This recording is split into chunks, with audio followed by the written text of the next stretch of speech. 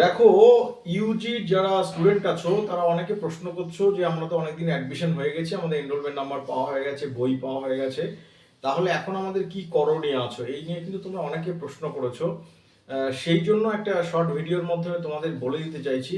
দেখো, করণীয় মানে এখন যেটা হচ্ছে সেটা তোমাদের পড়াশোনা করতে হবে। তোমাদের পরীক্ষা কখন এটাও তোমরা জানতে চেয়েছো। তোমাদের পরীক্ষা মূলত নেক্সট সেপ্টেম্বর অক্টোবরে কিন্তু হবে, মানে যে দুর্গাপুজোর আগে পরীক্ষা হবে।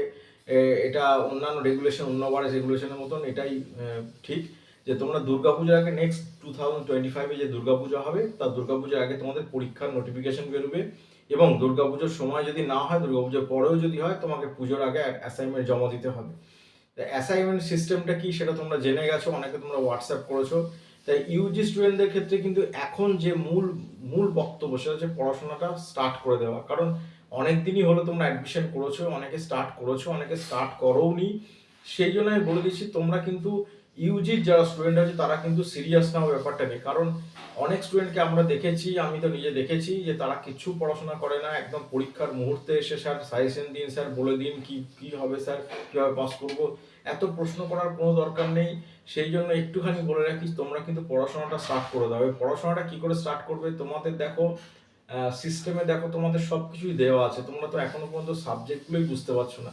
আমি তো বারবার বলে দিলাম, দেখো তোমাদের ফার্স্ট সেমিস্টার এবং সেকেন্ড সেমিস্টার, আমি ফার্স্ট ইয়ারদের জন্য বলছি, ফার্স্ট সেমিস্টার এবং সেকেন্ড সেমিস্টার মিলে তোমাদের কোর কোর্স বা অনার্সের যে পেপারটা সেটা 4টে পেপার আছে, CC1, CC2, CC3 and CC4। এটা তোমাকে 4টে পেপার পড়তে হবে। ফার্স্ট সেমিস্টারে CC1, CC2, আর সেকেন্ড সেমিস্টারে CC3 অ্যান্ড CC4। এর সাথে তোমার কি পড়তে হবে, এর সাথে তোমার পড়তে হবে জি।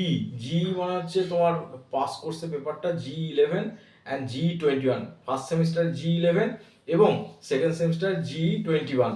এছাড়াও ফার্স্ট সেমিস্টারে তোমাকে বেঙ্গলি অথবা ইংলিশের মধ্যে যে কোনো একটা সাবজেক্ট নিতে হবে। সেটা যে যাই নিয়েছো সেটা নেওয়া হয়ে গেছে অলরেডি। এবং তার সাথে সাথে তোমাকে কিন্তু সেকেন্ড সেমিস্টারে একটা এনভায়রনমেন্ট স্টাডিজ বলে একটা পেপার আছে, সেটা তোমাকে পড়তে হবে, ENVS।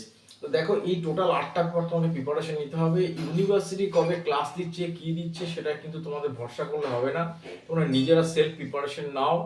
আর যদি এই বিষয়ে তোমাদের কিছু জানার থাকে, যারা নিউ ইউজি স্টুডেন্ট, তারা আমাকে একটু কমিউনিকেশন করো, আমি কিন্তু তোমাদের সব বলে দেবো। আর আমাদের ইনস্টিটিউটে কিন্তু ক্লাস মাঝে মাঝে হচ্ছে, যারা অ্যাডমিশন নিয়েছো তারা কিন্তু ক্লাস পাচ্ছ, তাদেরকে ক্লাস দেওয়া হচ্ছে মাঝে মাঝে, তারা কিন্তু কমিউনিকেশন করছে। যারা নতুন আসছো, নতুন ইউজিতে অ্যাডমিশন নিয়েছো, তারা কমিউনিকেশন করো, তাতে নোট সাজেশন যা যা লাগে কিন্তু আমরা অ্যাপ্রুভ তোমাদের দিয়ে দেবো, কোনো অসুবিধা নেই। আর্টসের সাবজেক্টে যারা আছো তারা যোগাযোগ করো, আর্টস, লিটারেচার, সোশ্যাল সায়েন্সে যারা আছো তারা যোগাযোগ করো, তারা সমস্ত ইনফরমেশন এখান থেকে পেয়ে যাবে। এবং সাথে সাথে ক্লাস এবং সাথে সাথে নোটস ম্যাটেরিয়াল যা যা লাগে তোমরা পেয়ে যাবে।